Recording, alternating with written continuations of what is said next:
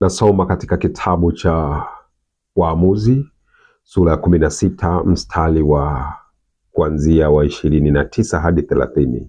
Neno la Mungu linasema hivi: kisha Samsoni akazishika nguzo mbili za katikati ambazo nyumba ile ilikaa juu yake, akazitegemea, mmoja kwa mkono wake wa kuume na mmoja kwa mkono wake wa kushoto.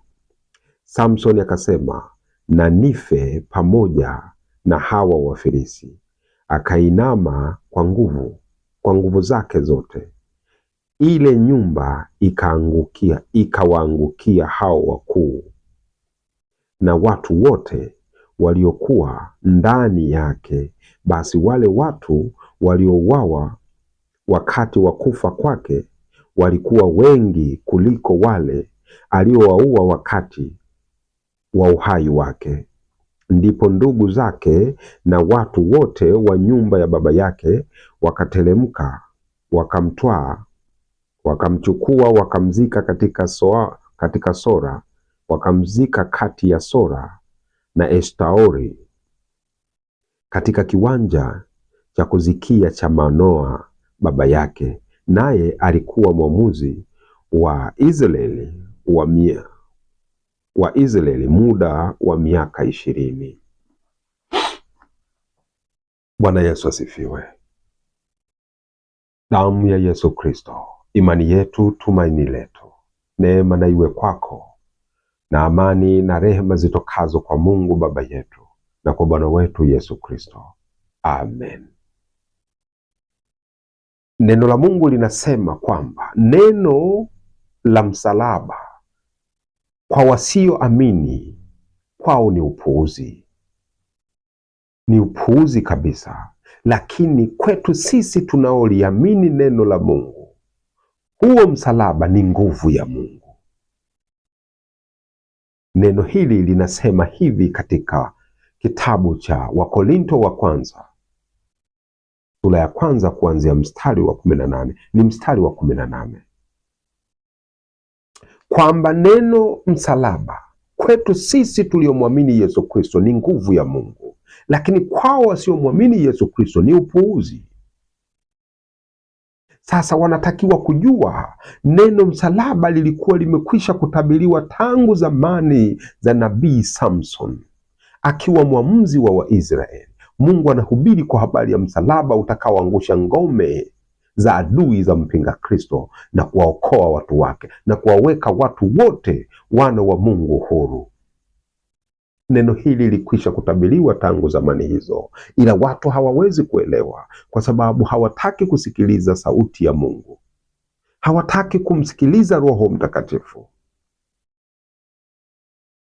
Ni wapuuzi, hawaamini msalaba kwa sababu hawaamini msalaba wa Yesu Kristo. Kwa hiyo wanalipinga neno la Yesu Kristo, wanapinga Torati na manabii na Injili ya Bwana wetu Yesu Kristo, kwa sababu neno msalaba lilikwisha kuhubiriwa kutoka katika Torati na manabii. Leo watu wenye hekima ya dunia hii wasiofahamu neno wanapinga msalaba wa Yesu Kristo. Hawawezi kuamini, ndio hawawezi kuamini kwa sababu kwao ni upuuzi. Lakini kwetu sisi tuliomwamini Yesu Kristo Bwana wetu ni nguvu ya Mungu ya kuokoa roho zetu. Sikiliza, zamani zile za nabii Samson,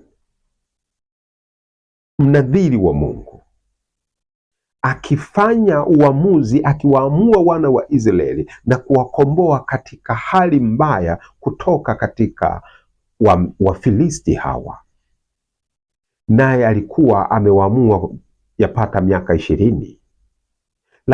Lakini wakati wa mwisho Samson akiwa amedanganywa na huyo mwanamke Mfilisti, akanyolewa nywele zake na mara akakamatwa na Wafilisti. Ni adui wa Wafilisti, na yeye Samson ndiyo mkombozi wa Waisraeli, wana wa Mungu. Kwa hiyo yeye amekuwa adui wa mpinga Kristo. Huyu Mfilisti ni adui wa mpinga Kristo, na huyu Samson yeye ndiye mkombozi wa Israeli, wa watu wa Mungu. Akakamatwa, akang'olewa macho, akatiwa upofu. Na wakati ule Wafilisti wamekusanyika kufanya ibada, kufanya sherehe na kufurahi, wakisema mungu wao Dagoni amemtia Samson adui yao mikononi mwao. Wanamtukuza mungu wa kuzimu, wanamtukuza shetani Ibilisi, kwamba shetani mungu wetu ameweza kumtia adui yetu ambaye huyu Samson mikononi mwetu. Sasa tumempofusha macho, hawezi kitu tena, hana nguvu tena, na nywele tumemnyoa. Wakati wakikusanyika katika hiyo ngome yao, katika hilo jumba lao la starehe na la ibada, wazee wa Kifilisti wako humo, wanaofanya makuhani, wanaofanya ibada za miungu ya shetani wako humo, wamekusanyika watu wengi. Wakasema, tuleteeni Samson atufanyie michezo tufurahi, kwa kuwa huyo ni adui yetu, tumemkamata, sasa atufanyie michezo, mungu wetu ameshinda. Ndipo walipomleta huyu Samson, wakamweka katikati ya nguzo mbili zilizoshikilia hiyo nyumba, hilo ngome. Biblia inasema watu walikuwa wengi, katika dari ya juu watu zaidi ya 3,000. Watu ni wengi. Ndipo Samson akamwambia huyo kijana aliyempeleka katika sehemu hiyo waliamliwa aende, akasema, niweke hapa niweze kuitegemea hizi nguzo mbili zilizokaa, ambayo nyumba hii imekaa juu yake, niweke hapo nizitegemee. Yule kijana akampeleka hapo penye nguzo hizo, nguzo mbili. Alipofika hapo akasema, na nywele zake zikawa zinaota, zimeota, wasijue nguvu ya Samson imerudi. Wao wanaona ni kipofu, haoni tena, hakuna tumaini tena, lakini wasijue mapenzi ya Mungu yanataka kutimizwa kupitia Samson akiwa hali ya kipofu hivyo. Wao wasijue jambo hilo. Ndipo Samson alipomwambia Mungu, Bwana Mungu, unikumbuke wakati huu tu, unisaidie, unipe nguvu ili niweze kujilipia kisasi juu ya macho yangu, hawa walionitoboa macho yangu. Akasema, na nife pamoja nao. Kwa ajili ya ukombozi wa wana wa Mungu, Samson anasema lazima nife pamoja nao, ili Israeli iwe huru, lazima nionje mauti mimi, na nitakapokufa hawa wote watakuwa wameangamia na Israeli watakuwa huru. Ndipo akachukua mkono wake wa kushoto akaweka katika nguzo, akachukua mkono wake wa kulia akaweka katika nguzo ya pili, akasukuma hizi nguzo mbili zilizoshikilia hii ngome ambayo mfalme wa Wafilisti na wakuu wa Wafilisti, wazee wa Wafilisti wako humo, wamejaa watu wa kike na wa kiume. Akazisukuma hizi nguzo, jengo lote likaporomoka, likawaangamiza watu wote walio ndani yake, likaua watu wote, hakupona hata mmoja. Na hapo ndipo ulikawa mwisho wa Wafilisti wote, na viongozi wao wakafa wote, na Samson akafa pamoja nao. Israeli wakawa huru. Kwa mauti ya Samson, Israeli wanakuwa huru. Kwa mateso ya Samson, Israeli sasa wanapata uhuru wake. Mungu anawakomboa wa Israeli kwa mauti ya Samson. Watu hawaelewi siri gani hii. Sikiliza nikuambie, hii ni siri ya Mungu. Tena maandiko matakatifu anatabiri kwa habari ya ukombozi wa wana wa Israeli na mataifa yote na ulimwengu wote utakaotokea baadaye. Samson anawakilisha Yesu Kristo, na kule kuweka mkono wake upande wa kushoto katika nguzo na mkono wake upande wa kulia katika nguzo, amechora ishara ya msalaba, kwamba kwa nguvu ya msalaba, kwa neno ya msalaba, kwa neno la msalaba, ngome ya adui itaangushwa, adui ataangamizwa, adui atashindwa na watu wake watakuwa huru. Kwa neno la msalaba Samson anasukuma nguzo upande wa kushoto na upande wa kulia. Hii ishara ya msalaba inawakilisha msalaba, kwamba Yesu Kristo atakufa msalabani, ataukomboa ulimwengu kwa msalaba mtakatifu. Sisi wote tunajua kwamba Yesu Kristo alipochukua dhambi ya ulimwengu, ilimpasa kwenda msalabani ili akammalize shetani ibilisi, mkuu wa dhambi, laana na mauti. Na kwa njia ya msalaba ametukomboa, ameishinda mauti. Kwa hiyo ni unabii uliotimia nyakati zetu hizi kwamba kwa nguvu ya msalaba ndivyo shetani ibilisi atakavyoangushwa. Kwa nguvu ya msalaba wa Bwana wetu Yesu Kristo ulimwengu utakombolewa. Kwa mauti ya msalaba ya Bwana wetu Yesu Kristo ulimwengu utakuwa huru mbali ya dhambi, laana na mauti.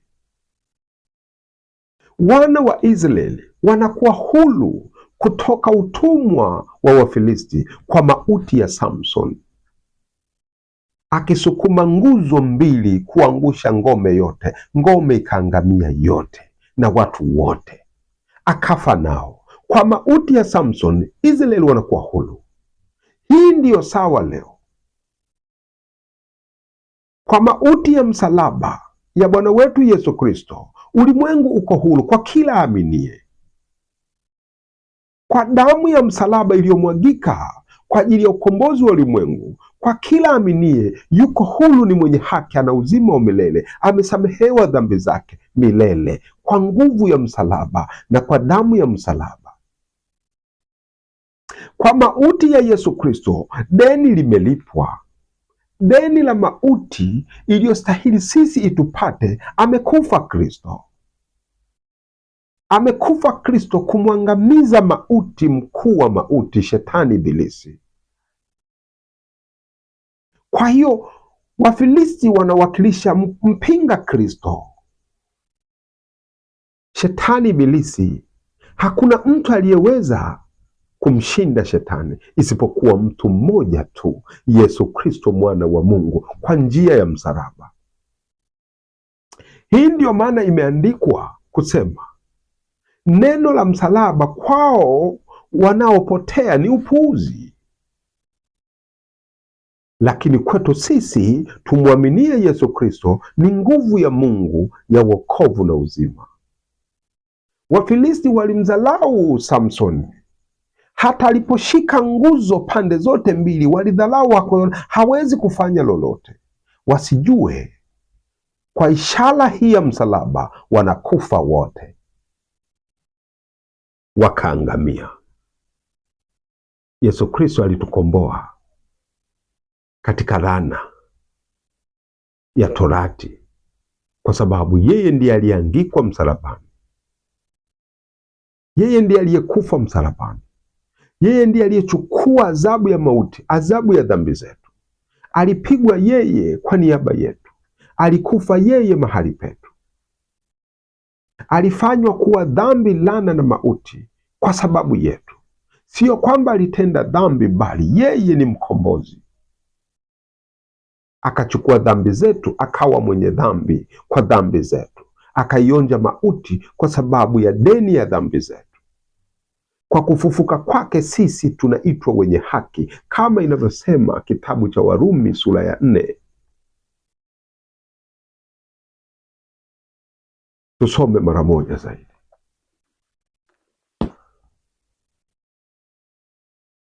Kitabu cha Warumi sura ya 4 mstari wa 25, ambaye alitolewa kwa ajili ya makosa yetu na kufufuliwa ili mpate kuhesabiwa haki. Yesu Kristo anateswa msalabani kwa sababu ya dhambi zetu, anakufa msalabani kulipa deni la dhambi zetu. Kwa hiyo mauti ya Yesu Kristo ndio malipo ya deni tulilokuwa tunadaiwa, kwamba sisi ni wenye dhambi, tunastahili mauti. Sasa mauti ya Kristo ndio malipo.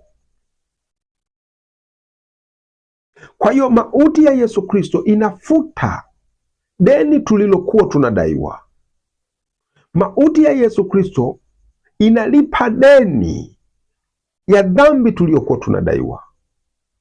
Mauti ya Yesu Kristo inafuta majina yetu ya kwanza tuliyokuwa tunaitwa wenye dhambi, laana na mauti. Sasa kwa kufufuka kwake tunapewa majina mapya, tunaitwa wana wa Mungu wenye haki. Kwa mauti ya Yesu Kristo tunapata uzima wa milele,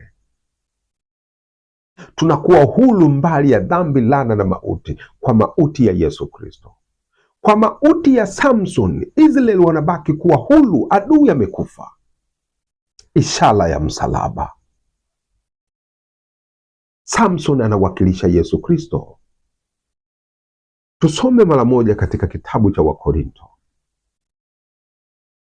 Wakorinto wa kwanza sura ya kwanza mstari wa 18 anasema, kwa sababu neno la msalaba kwao wanaopotea ni upuuzi, bali kwetu sisi tunaookolewa ni nguvu ya Mungu. Neno msalaba kwetu sisi tulio wa Kristo, wanafunzi wa Yesu Kristo, ni nguvu ya Mungu. Kwa hiyo tunahubiri nguvu ya Mungu, tunahubiri msalaba wa Kristo. Kwa huo tumepata kuwa huru mbali na dhambi, laana na mauti. Kwa msalaba wa Yesu Kristo sisi tumekuwa wana wa Mungu. Hiyo ndiyo nguvu ya Mungu. Kwa hiyo tunapohubiri msalaba tunahubiri nguvu ya Mungu. Lakini wale ambao hawamwamini Yesu Kristo, msalaba kwao ni kitu ovyo, ni upuuzi, ni adui wa msalaba hao, kama Mtume Paulo alivyosema katika kitabu cha Warumi sura ya 16. Watu hao ni adui wa msalaba. Tusome zaidi. Warumi 16 mstari wa 18 anasema hivi, kwa sababu walio hivyo hawamtumikii Bwana wetu Kristo, bali matumbo yao wenyewe, na kwa maneno laini na ya kujipendekeza waidanganya mioyo ya watu wanyofu.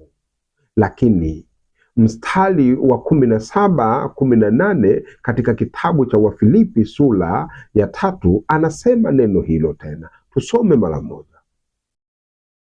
Wafilipi sura ya 3 mstari wa 17 na kuendelea, anasema, ndugu zangu, mnifuate mimi, mkawatazame wao waendao kwa kufuata mfano tuliowapa ninyi.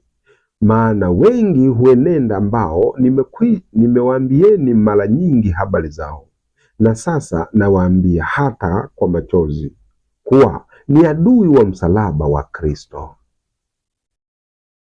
Mstari wa 18, watu hawa hawamtumikii Bwana wetu Yesu Kristo. Katika Warumi anasema kama hawamtumikii Bwana wetu Yesu Kristo, hawamwamini Yesu Kristo, kwa hiyo ni nini? Ni adui wa msalaba wa Yesu Kristo, ambao kwa huo sisi tumepata kuitwa wana wa Mungu. Kwa huo sisi tumepata kuwa watakatifu wenye haki wa Kristo wa kweli. Watu wanatakiwa kujua, watu wanatakiwa kuthamini msalaba wa Yesu Kristo, kwa sababu hapo ndipo tulipopata wokovu wetu. Kwa mauti ya Samson, Israeli walipata uzima. Kwa mauti ya Samson, hapo aliposukuma hizo nguzo mbili, adui waliangamia, Israeli wakawa hai. Kwa mauti ya Yesu Kristo, hapo juu msalabani, akamshinda shetani ibilisi, na sisi tumekuwa huru leo. Ndio sababu tunahubiri kwa habari ya msalaba wa Mungu. Msalaba mtakatifu wa Bwana wetu Yesu Kristo ni nguvu ya Mungu. Watu wanatakiwa kujua hilo. Kwa hiyo tunauthamini msalaba. Acha kusikiliza maneno ya kipuuzi ya dunia hii. Wanaongea mambo mengi ya ovyo. Wakristo lakini ni Wakristo, jina manabii wa uongo, watumishi wa uongo, wasiojua neno, wasiofahamu neno, wanahubiri mapumbavu kabisa. Wanaudharau msalaba wa Kristo. Hawajui kwamba msalaba wa Kristo ulikwisha kutabiriwa tangu Samson, kwamba ulimwengu utaokolewa kwa njia ya msalaba. Neema na iwe kwako na amani na rehema zitokazo kwa Mungu Baba yetu na kwa Bwana wetu Yesu Kristo. Amen.